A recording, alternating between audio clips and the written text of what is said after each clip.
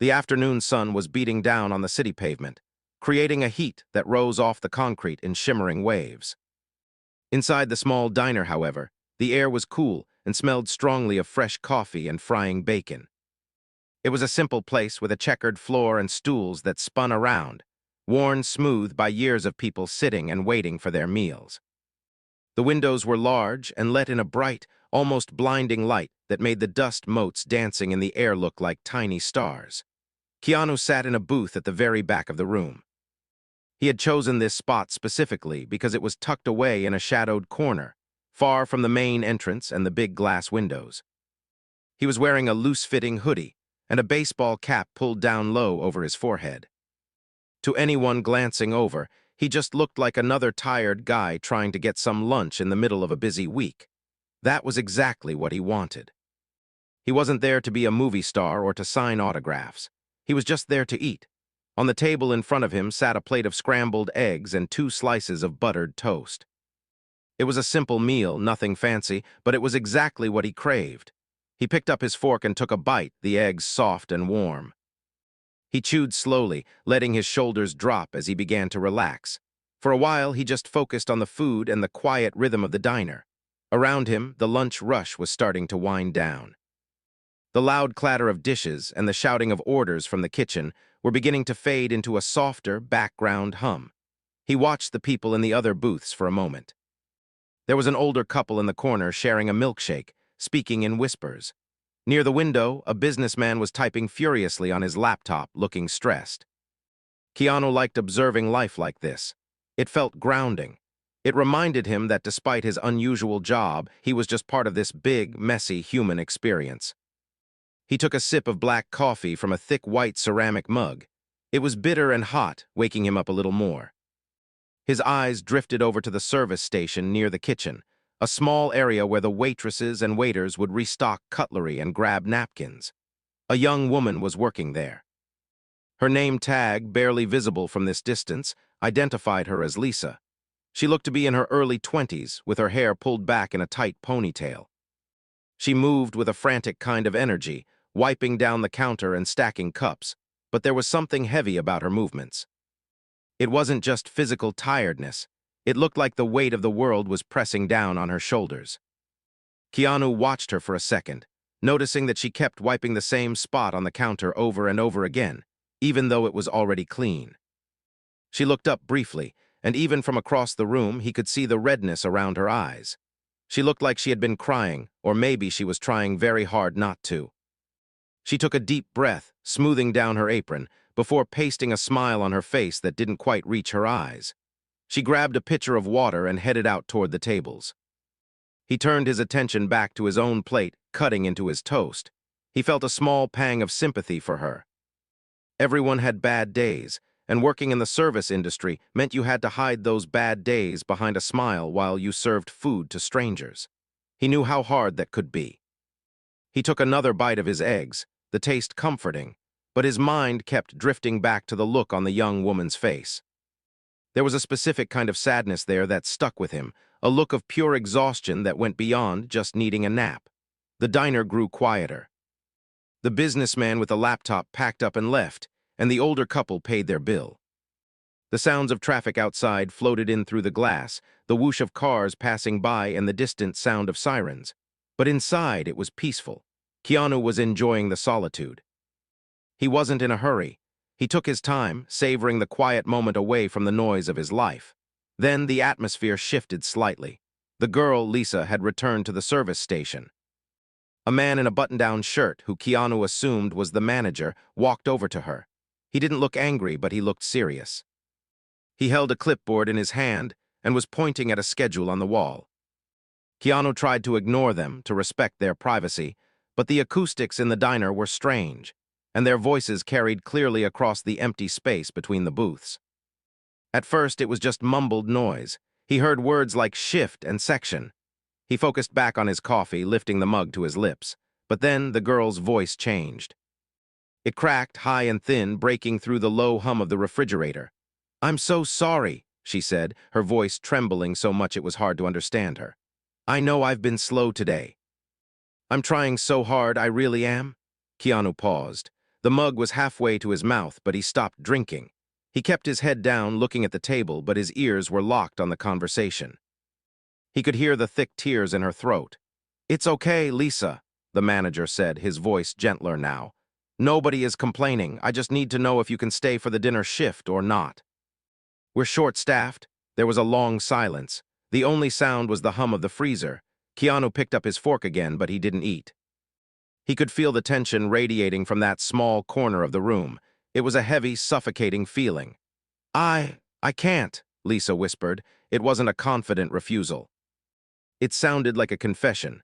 "I have to go, I have to go to the pharmacy before they close. If I don't get there, my mom." She stopped, choking on a sob. She quickly covered her mouth with her hand, trying to hold it back. I'm sorry. Her medicine went up again. The price doubled this month. I don't have enough for the rent and the medicine at the same time. I'm trying to figure it out, but I can't think straight." Keanu sat very still. His hand tightened slightly around the handle of his fork. The eggs on his plate suddenly looked very different to him now. Just a moment ago, they were a warm meal. Now they felt like a luxury he hadn't even thought about. "I'm scared I'm going to lose the apartment," she continued, her voice barely a whisper now, cracking under the weight of the fear. "I'm so scared. I just needed to work today to get the tips, but I have to get the medicine or she gets sick. I don't know what to do." The manager sighed, a long, heavy sound. He put a hand on her shoulder. "Lisa, go get the medicine. We'll figure out the schedule later. Just go." "Thank you," she breathed out. "Thank you. I'll work double tomorrow, I promise." Keanu heard the rustle of her apron as she turned to leave. Probably heading to the back room to grab her things, or wipe her face before she had to face the customers again. He sat there frozen. The diner was still bright. The sun was still shining outside. The people in the kitchen were still laughing about something. But for him, the world had narrowed down to that one spot of pain he had just witnessed. He looked down at his plate. He had eaten about half of his meal. The toast was getting cold, the butter hardening on the bread. He looked at the eggs, and for the first time in a long time, he felt a wave of guilt just for sitting there. He thought about the money in his wallet, the money in his bank account, and the terrifying reality of a simple bottle of medicine costing someone their home. He slowly lowered his fork. It made a soft, clinking sound as it hit the ceramic plate. He pushed the plate away slightly, just an inch, but it was a definite motion. He wasn't hungry anymore. The appetite had vanished, replaced by a heavy feeling in his chest and a burning need to do something, anything, to change the narrative he had just overheard. He leaned back against the vinyl booth, looking toward the hallway where the girl had disappeared. His mind racing faster than the cars on the street outside. The plate of scrambled eggs sat on the table, looking less like food now and more like a forgotten object. The butter on the toast had lost its shine and was turning cloudy and white as it cooled down. Keanu kept his hands resting on the table near the coffee cup, but he didn't pick up the fork again. The appetite that had brought him into this diner had completely vanished, replaced by a heavy feeling in his chest that made it hard to breathe normally. He sat very still, looking straight ahead, but not really seeing the checkered floor or the empty stools across the counter. His mind was replaying the girl's voice, the way it cracked when she talked about her mother and the rent. It wasn't just sadness, it was the sound of someone reaching their limit. He knew that sound. He had heard it before in different places, in different voices, but it never failed to stop him cold. There was something uniquely cruel about a world where a person had to choose between keeping a roof over their head and keeping a parent healthy. The diner was quiet now, which only made the memory of her confession echo louder in his mind. The sun continued to shine brightly through the large glass windows, casting sharp, distinct shadows across the room. It felt strange to see the world looking so normal outside. People were walking past with shopping bags. Cars were stopping at the red light. The world was carrying on, indifferent to the small tragedy unfolding right here near the coffee machine. Keanu shifted his weight in the booth. The vinyl squeaked softly under him. He felt a restless energy building up, an urge to stand up and do something to fix the problem instantly. But he knew he had to be careful. He couldn't just rush in. Money was a sensitive thing. Offering it the wrong way could hurt someone's pride more than their empty pockets ever could. He thought about his own life, about the unexpected twists of fate that had put him in a position of comfort while that girl was struggling just to survive. It felt unfair. It felt random. And because of that randomness, he felt a deep sense of responsibility to balance the scales, even if just for one afternoon. He looked over toward the hallway where she had disappeared. He could hear the faint sound of running water from the sink back there. She was probably washing her face, trying to make the redness around her eyes go away. She was preparing herself to walk back out onto the floor and act like everything was fine. That thought made him feel a mix of admiration and heartbreak. It takes a lot of courage to keep going when you feel like you are falling apart inside. While he waited, his eyes wandered to the other people in the diner. In a booth nearby, a group of friends was laughing loudly at a video on someone's phone. They were young, carefree, unaware of the pain that existed just a few feet away from them. Keanu didn't judge them for it. Everyone has their own bubble. But it highlighted how invisible suffering can be. We walk past it every day. We sit next to it on the bus. We order coffee from it and don't even notice. He turned his attention back to his table. He picked up the napkin from his lap and placed it neatly beside the untouched plate. He took a deep breath, trying to calm his own nerves. He wasn't nervous about the money. He was nervous about the interaction. He wanted to help without making her feel small. He wanted to give her hope without making her feel like a charity case. It was a delicate line to walk. The sound of the water in the back stopped. A moment later, the young woman reappeared. Keanu watched her discreetly from under the brim of his cap. She was walking a bit straighter now. She had fixed her hair and taken a deep breath. She grabbed a pitcher of water from the station and turned toward the dining room. As she walked, Keanu noticed she kept her eyes focused on the floor, avoiding eye contact with the customers, as if she was afraid that if she looked up, the brave face she had just put on would crack again. She walked past his booth without seeing him at first, heading to a table near the window to top off some water glasses. Her hands were shaking slightly, just enough that a few drops of water spilled onto the table. She quickly wiped them up with a cloth, murmuring an apology to the customers, even though they hadn't complained. Keanu watched that interaction closely. She was apologizing for her existence, for taking up space, for being human when she felt so broken. He reached into his pocket and pulled out his wallet. It was a worn leather wallet, simple and unassuming.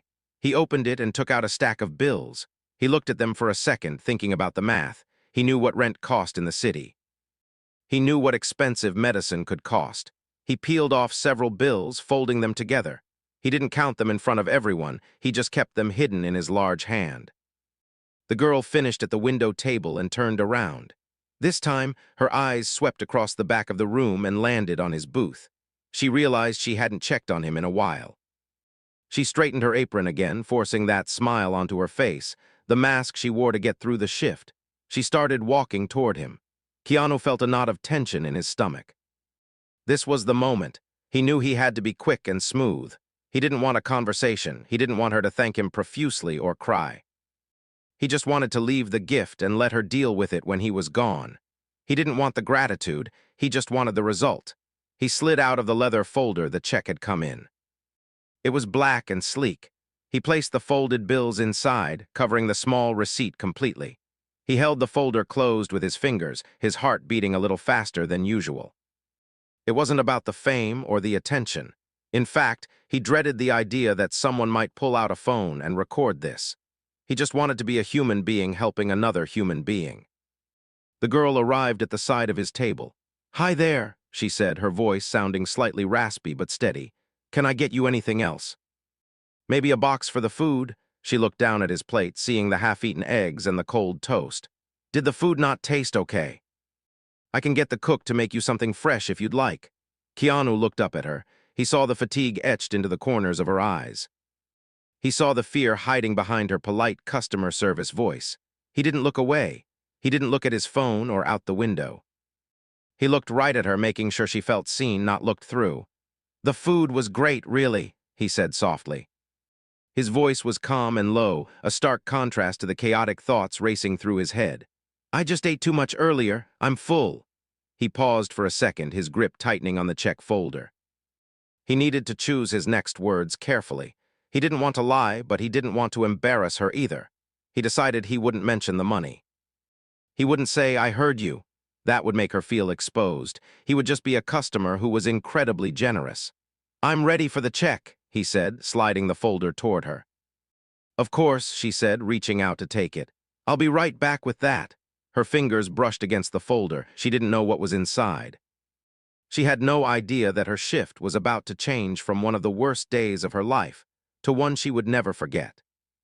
Keanu watched her turn and head toward the register, his heart heavy but his resolve firm. The sun was still shining, the diner was still quiet, but everything had changed. He wasn't just a guy eating lunch anymore. He was about to become a silent guardian in her story. Keanu watched the young woman walk away from the table, his eyes fixed on the back of her dark uniform. She moved with that same heavy, tired energy she had when she first approached him, but now there was a slight hesitation in her step.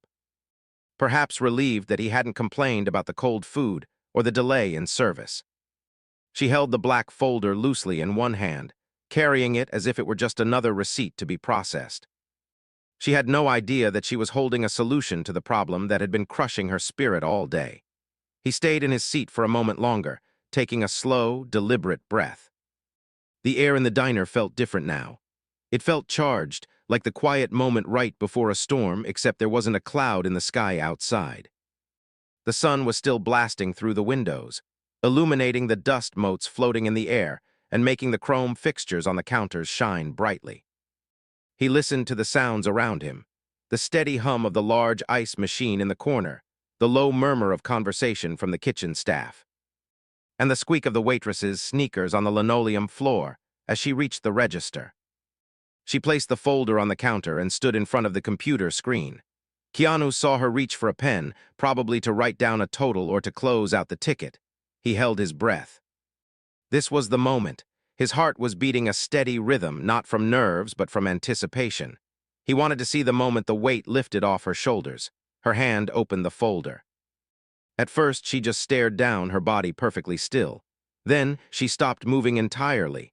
It was as if someone had pressed the pause button on her life. Keanu watched her face closely from the shadows of his booth. He saw her eyebrows shoot up in confusion.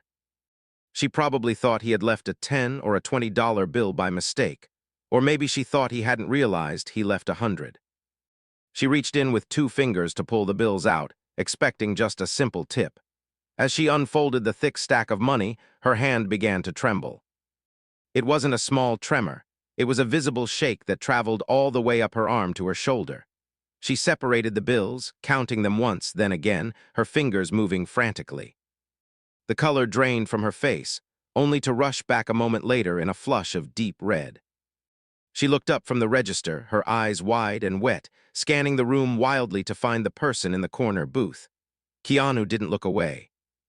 He sat there calm and steady and gave her a small, slow nod. He didn't wave his arms to get her attention. He didn't smile broadly or ask for acknowledgement. He just wanted her to know that it was real, that it wasn't a joke or a mistake, and that it was meant for her. The girl's hand flew to her mouth, covering a gasp that escaped her throat. She looked back down at the money, then at the manager who was standing nearby organizing silverware in a plastic bin. She grabbed the manager's sleeve, pulling him over with a frantic urgency. She whispered something to him, pointing at the cash with a shaking finger. The manager frowned, looked down at the open folder, and then his eyes went wide, too.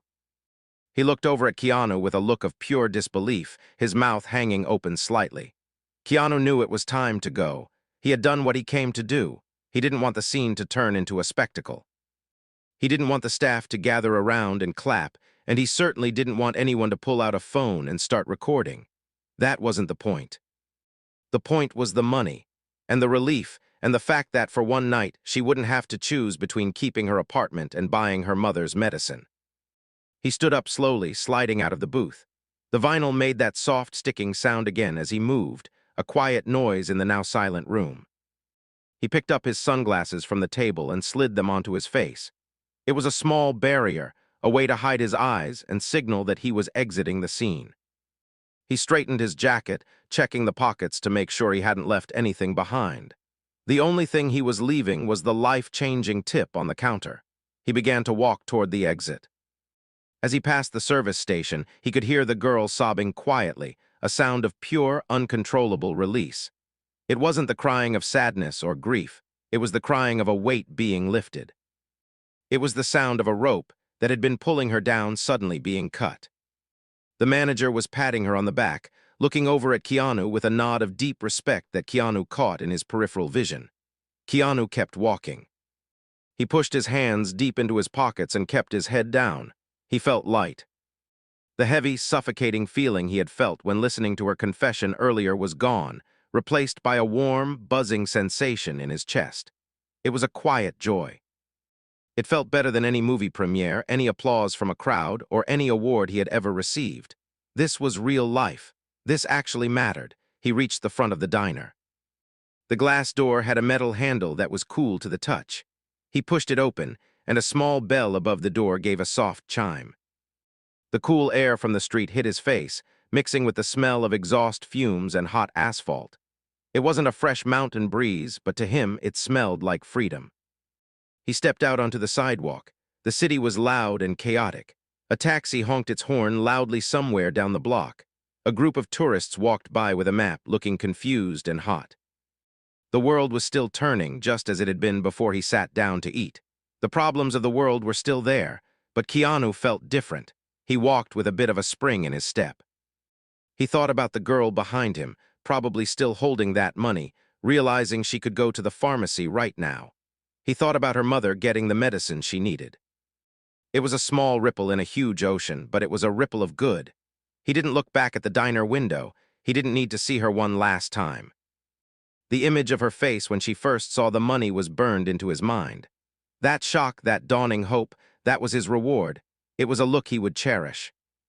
He adjusted his cap and turned left, heading down the street, instantly blending into the flow of pedestrians. He was just a face in the crowd again, anonymous and quiet, carrying a secret happiness that belonged only to him. As he walked, he realized he was actually still a little hungry. He hadn't finished his lunch, but he didn't mind. The hunger felt good in a strange way.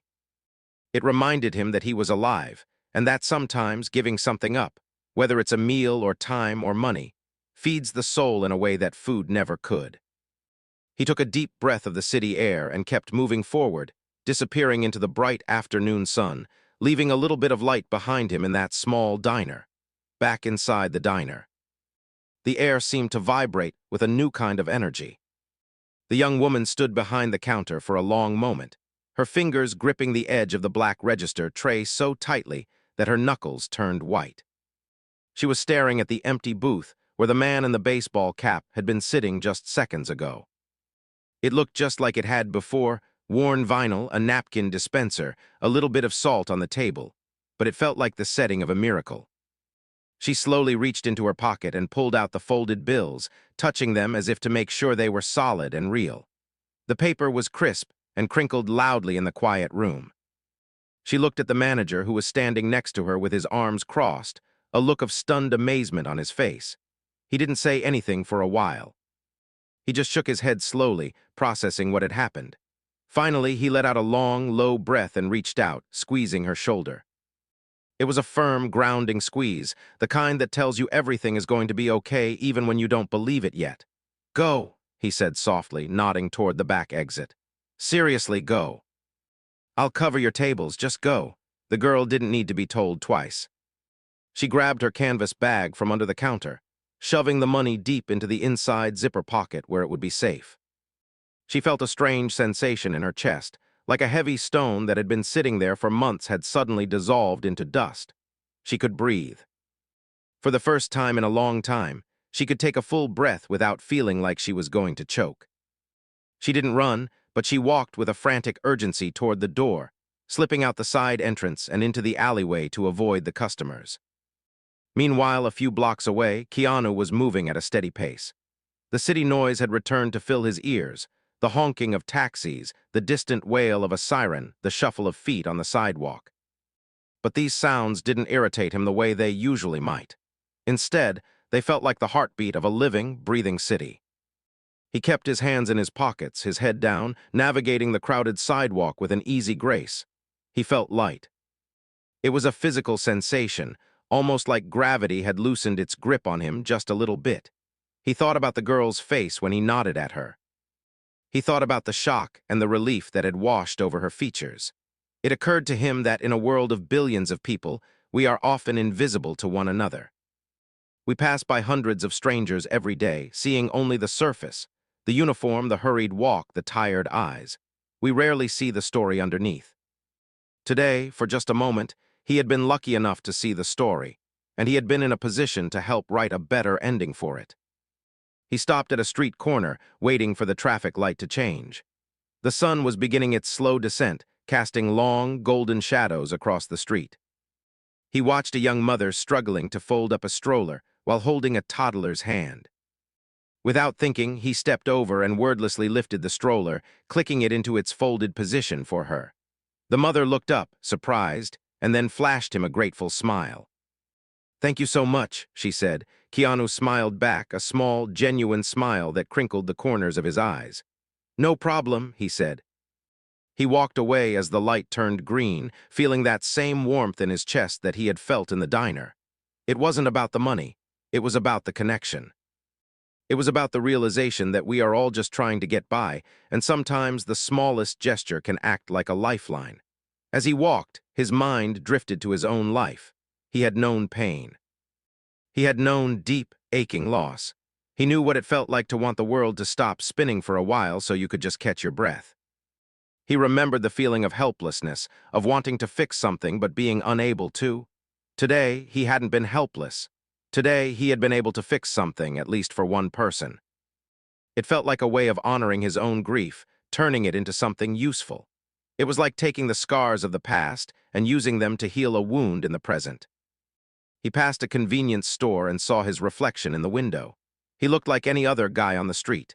There was no glowing halo, no superhero cape, just a man in a hoodie and a cap. He liked that. Real heroism didn't look like the movies. It didn't involve explosions or slow-motion chases. It looked like a folded receipt on a table. It looked like listening when someone thought no one was hearing them.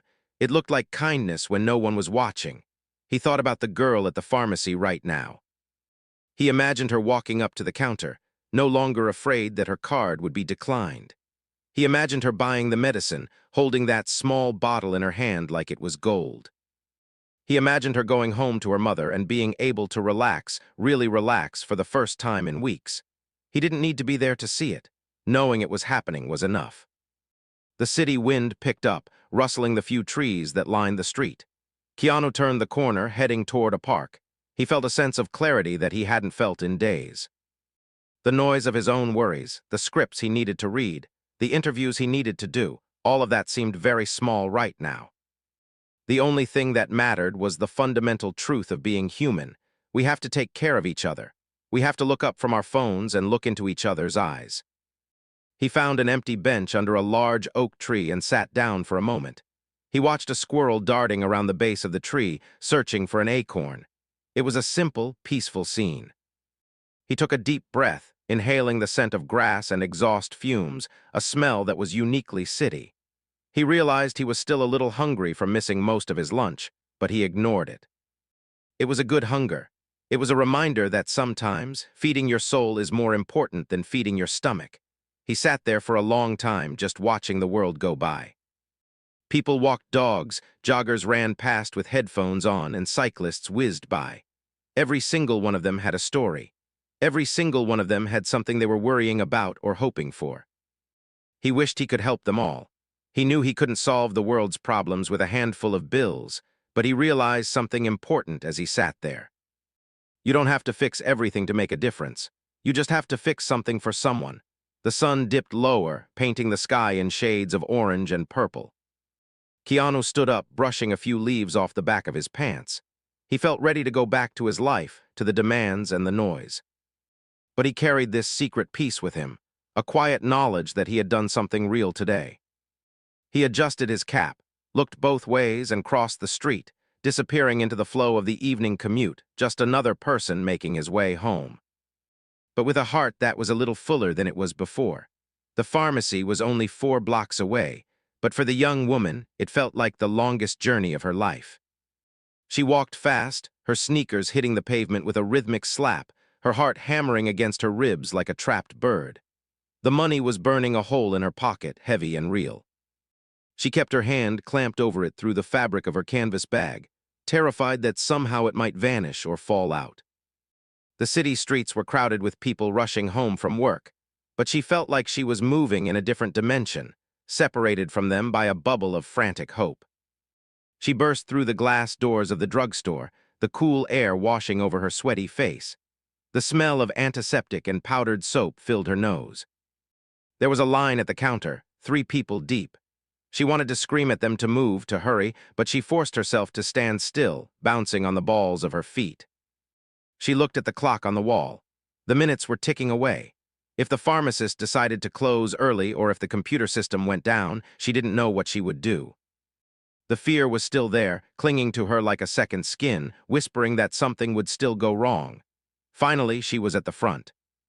The pharmacist, an older man with kind eyes and thinning gray hair, looked up at her over his glasses. He recognized her immediately. She had been coming in for months, sometimes paying for half a prescription and promising to pay the rest later, sometimes leaving empty-handed because she just didn't have enough. "You made it," he said softly. "I have it all ready for you." She didn't say a word. She just reached into her pocket and pulled out the thick stack of bills. Her hands were shaking so badly that she almost dropped them on the counter. She smoothed them out, peeling off the exact amount he told her. She felt exposed, holding that much cash in a public place, but she didn't care. She pushed the money toward him. The pharmacist's eyes widened as he counted the bills. He looked at her, then back at the money, his eyebrows raised in silent question. He knew she couldn't afford this. He knew her story. He looked at her face, seeing the dried tear tracks on her cheeks and the desperate hope in her eyes. He didn't ask where it came from. He didn't pry. He just nodded slowly, a gentle smile crinkling the corners of his eyes. "Okay," he said quietly. "We're all set." "You're all set." He typed into the register, the keys clicking loudly in the quiet store. He bagged the small white bottle and placed it on the counter. "Take care of yourself," he added as he handed it over. She grabbed the bag like it was made of gold. "Thank you," she whispered, her voice cracking. "Thank you so much." She turned and walked out, the little bell above the door jingling. Once she was on the street, she didn't run anymore. She slowed down. She clutched the bag to her chest. The knot in her stomach that had been tightening for weeks was finally loosening. She wasn't going to lose the apartment. Her mother was going to have her medicine. The world hadn't ended. It had kept spinning, but for the first time in a long time, she was spinning with it, not being dragged under. Across town, the sun had finally set, leaving behind a deep indigo sky dotted with the first few stars of the evening. Keanu was back in his own space now. It was a quiet, simple place, filled with books and instruments, not flashy or ornate, just comfortable. He sat on the sofa, staring out the large window at the city lights twinkling below like a field of fireflies. He had a cup of tea in his hands, the steam rising up in a gentle spiral. The house was silent, peaceful. He thought about the day. He thought about the thousands of moments that made up a single lifetime. Most of them were small, forgettable things, waiting for a bus, buying coffee, watching a cloud drift by. But then there were the moments that mattered. The moments where you had a choice to look away or to step in. He took a sip of the tea. It was hot and soothing. He felt a profound sense of peace settle over him. It wasn't a feeling of pride or arrogance. He didn't feel like a hero, he just felt, right, like he had done what he was supposed to do.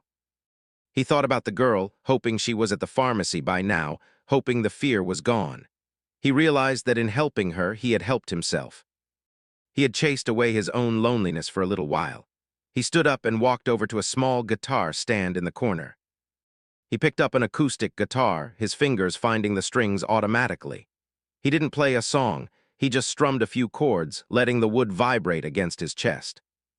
The sound was low and melancholy but beautiful. It was the sound of human feeling translated into vibration.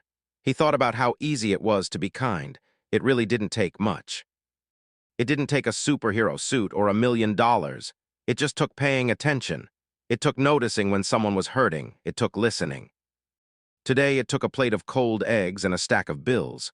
Tomorrow it might be something else. The form didn't matter. The intent did. The young woman, whose name was Lisa, unlocked the front door of her small apartment. The hallway was dim, smelling faintly of cooking spices from the neighbor's dinner. She stepped inside and locked the door behind her, leaning her back against it for a moment. The apartment was quiet. She could hear the low murmur of the television coming from her mother's bedroom. She walked into the living room and placed the pharmacy bag on the kitchen counter. She stared at it for a long time. Then she walked to her mother's room. Her mother was sitting up in bed, looking frail and tired, her eyes fixed on the television screen. When she saw Lisa, she tried to smile. "Did you get it?" her mother asked weakly. Lisa walked over to the bed and sat down, taking her mother's hand in hers. Her skin was paper-thin and warm. "Yes, Mom," she said, her voice steady and strong for the first time all day. "I got it. And I paid the rent on my way here. We're okay. We're going to be okay." Her mother's eyes filled with tears, but this time they were tears of relief. She squeezed Lisa's hand. "Thank you, baby. I don't know what I'd do without you." Lisa leaned forward and hugged her mother tight. She buried her face in her shoulder, and finally she let herself cry. But they weren't tears of sadness or stress. They were tears of gratitude, cleansing, and healing. She cried for the struggle, for the fear, and for the stranger in the diner who had seen her and decided to care. Outside, the city continued its relentless rhythm. Cars honked, subways rattled, and people went about their lives. But in two different places, separated by miles and circumstances, two people felt a shared sense of connection. Keanu put down his guitar and picked up his book, a small smile playing on his lips. Lisa wiped her eyes and went to the kitchen to fill a glass of water for her mother. The world was full of noise and chaos, full of heavy wooden doors that closed people off and storms that threatened to wash them away. But it was also full of small, quiet miracles. It was full of diners and pharmacies, of strangers who become saviors, and of moments where the veil lifts and we see each other truly. And in those moments, even for just a little while, everything was exactly as it should be. The darkness of the evening was not something to fear anymore. It was just a canvas for the lights to shine against. And somewhere in the distance, a bell chimed softly as a door opened, signaling the end of a long day and the promise of a better tomorrow.